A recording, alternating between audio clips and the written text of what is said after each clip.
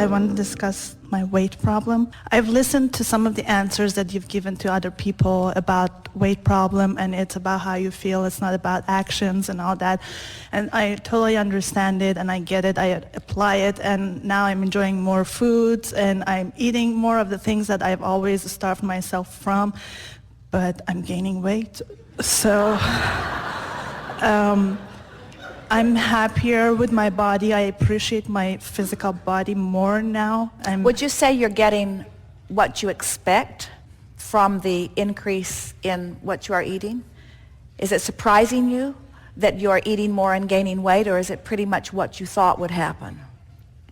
Well, now that my understandings have changed, I expect to lose weight, not to gain. Well, the reason that we ask is because whatever you expect is what happens. In other words, expectation is a very powerful word. And of course, like every word, people mean different things sometimes when they use the same word. But your expectation is a sort of merging of what you desire or what you think about and what you really believe about it. So it was actually a trick question in that, are you getting what you expect? Because the answer to that is always yes. It's not possible to ever get something outside of your expectation.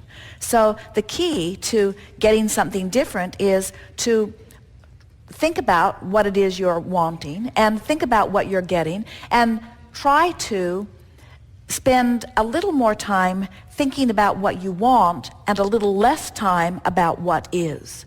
You see, most people, you're going to like this, we have not said this in this way before. Most people contour and arrive at their expectation based upon what they are observing. So what is has most of their attention, so what is slow to change. And most people come to expect what is, and it's logical, isn't it? You notice it, you collect the data about it, you offer a vibration about it, so it manifests, so you notice it, so it manifests, so you notice it, so it manifests. And that's not a bad thing. It is not a bad thing that there is a platform of expectation from which you are launching into your next creation. We would not ever want to take your ability to observe away from you because it adds to the stability and the continuity of the platform from which you are creating. But when you want change from what is, then it is your job to spend less time what-ising and more time what-ifing. Less time observing what is, more time imagining what can be, more time remembering something that you like. And that's how you change expectation. This is the new thing that we were talking about. Expectation can only be changed when you merge together the platform from where you are with something that you want that is beyond it. Most people are really more regurgitators of life than anything else. Even the medical and the scientific communities move very slowly because they're so busy collecting data about what is that they fill their thought processes full of what is, and they substantiate their expectation about what is. So what could be is very slow to morph, you see, but it does not need to be. It can change much more rapidly than it does. So really the answer is think more about where you're going and less about where you are. That really is. Spend more time noticing what is. Get inside your head. Get in your imagination. Step back from the details of where you are.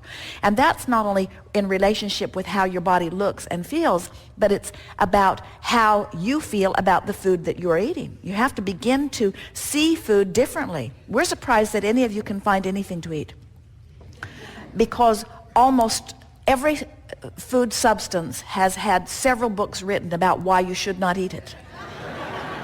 So much so that most people who are planning for food, sitting in front of food, shopping for food, choosing the restaurant, looking at the menu, watching others eat, or eating themselves, almost everybody who is in the attitude of a relationship with food in any way is in a sort of state of semi to tremendous trauma.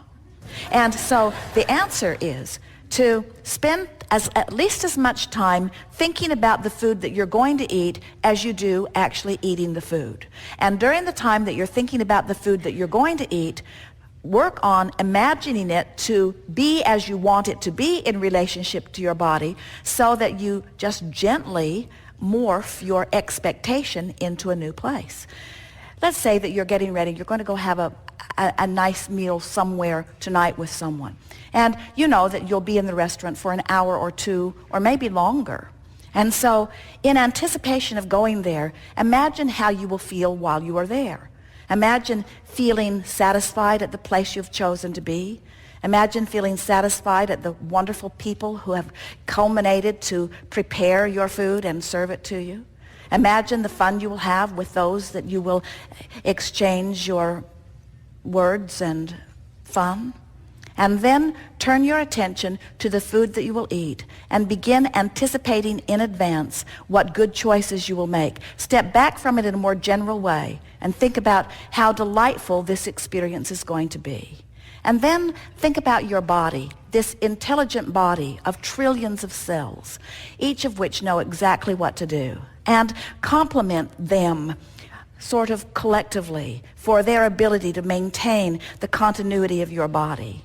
And speak to them lovingly, saying to them, I know you know what to do, and I always think of you as I am choosing the food that I'm eating. And I know that you have the ability to deal with whatever it is that I give you, and that you have the ability to utilize the energy from it and give me feelings of energy and movement and flexibility, that you have the ability to add to my well-being. I feel appreciation for the cells of my body and for the food that I'm eating and for those who prepare it. And I'm so looking forward to this time. And if you can stay in that sort of friendly, loving dialogue for 15 or 20 minutes here and there, you don't have to do it all at once, but as you make the appointment, flow some thought toward it. As you're driving toward it, flow some thought toward it. As you're sitting in the restaurant, flow some thought toward it. In other words, get yourself warmed up. It's what we call vibrational pre-paving. It's thinking about a positive outcome from the action that you're about to take part in. And so what happens to most is you do the opposite of warming up relative to so many things. When you go into a run all full of dread and resistance, when you are sort of not loose and limber, but you use your willpower to force yourself forward, you stretch your muscles beyond because you have not warmed them up, so to speak. And most of you are trying to get so much leverage out of your action, and you don't do any warm-up of your environment by thinking about what you want. You don't get your juices flowing, so to speak. You don't prepare your body. You don't bring yourself into alignment. And so it's like only a scanty part of the cooperative cells come to the party, and they do their best to compensate with what you've got going on, but you haven't opened the links of alignment unless you've done your anticipating, your sort of vibrational warm-up or pre-pave. And that's what you're talking about here. That's why I don't like exercise. I don't do the warm-up. But you see, if you would think of the warm-up as a vibrational thing, once you begin to get a sense of the leverage in energy alignment, then you will discover there is so much more power. One who's connected to the stream is more powerful than a million who are not. There is so much leverage in this vibrational warm-up, in this vibrational alignment, in this readying yourself. And all that means, you can tell when you've warmed up. Let's say that you've been dreading it. Well, don't do anything in an attitude of dread. At least get to a place of sort of kind of wanting. In other words, bring yourself at least into hoping or some semblance of positive expectation before you proceed forward. So it's a vibrational warm-up that you're doing. And you have to know, as you look around at the variety of experiences that people are having in relationships to their bodies and food and movement, you just have to know there's much more to it than just food in, food out, or action that is causing an expenditure of energy. It's about this vibrational alignment. And so when you say, I'm feeling good, I'm feeling happier about food, I'm eating more of what I'm wanting, we would say that's that emotional warm-up. But then you say, but I'm gaining weight. So the emotional journey that we're talking about is, if you will let your gauge not be the scale for a while, not be the physical results for a while, but let your gauge be your mood or your attitude, and you can maintain that for a little while, you'll begin to notice that once you get through that warm-up time, that your body will start to come into vibrational alignment with your improving expectation, until you can literally become one of those people who can say what you want and have it be by the power of your expectation, regardless of the physical behavior or action that is surrounding the situation. It is not necessary that you alter your behavior. It is necessary that you alter your thoughts regarding your behavior. And when you do, all things are possible. Truly they are. Okay, that's what I want to hear. Yes. Be easy with it. Make food your friend. But you see, here's the thing. So let's talk just a little bit about the difference between downstream and upstream. So you tell us if these statements that we're about to give you feel downstream or upstream. And we're going to extract them from you, so we'll contour them to how you're feeling about all of this. I'm looking forward to my body responding to my desire. Is that a downstream statement or an upstream? Downstream. At times I do rather well with that. Downstream or upstream? Downstream.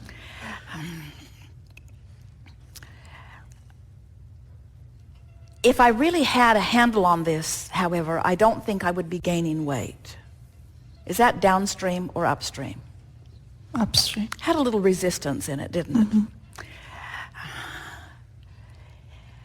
It's all right that I'm not getting the immediate manifestation that I seek while I'm finding my vibrational balance. Is that downstream or upstream? I do believe that my body does respond to my thoughts. Downstream or upstream? And I recognize I have a variety of thoughts, but I'm doing better and better at getting them in the direction that pleases me. Downstream or upstream? So now, as we played this game, it was pretty easy to feel which thoughts were helpful, or at least which thoughts were downstream, and which thoughts were upstream. We know you get that. In other words, you've been thinking about positive thoughts for a long time. And you can feel subtle differences even.